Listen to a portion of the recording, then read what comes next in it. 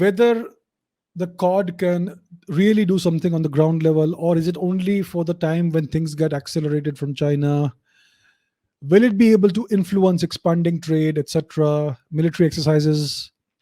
Okay, so you were asking about the relevance of the Quad, the so called Quad. What is the Quad and what is its relevance in the world today? Is it a military alliance? Is it an economic alliance? What exactly is the Quad? So the Quad is none of those things. The Quad is essentially a loose knit network of four like minded partners who are aiming at a broader purpose. The Quad is basically a loose alliance of India, the United States, Japan, and Australia. So this is a loose knit network. It is not a formal military alliance, and there is a broader, larger purpose.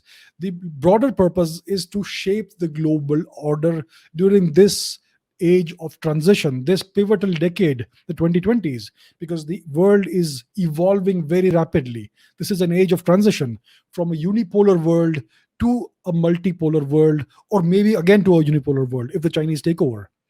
So the uniting principles of the Quad are democracy, the rules-based order, and a free, open, and inclusive Indo-Pacific region. So these are the uniting principles of the Quad.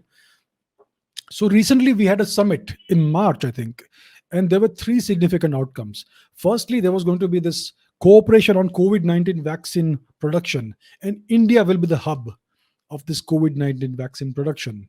Secondly, there will be cooperation on emerging technologies, new technologies. And thirdly, there will be cooperation on mitigating climate change. So this third mitigating climate change resolution is basically about telling the world that we are not an end China alliance, we have a broader agenda. But we do have naval exercises in the Quad. So basically, we recently had the Malabar exercise in which even the Australians were invited for the first time. Usually it is India, Japan, and the US. So Australia is now getting involved in this.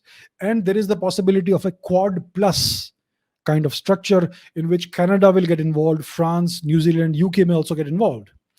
So it is a loose-knit alliance.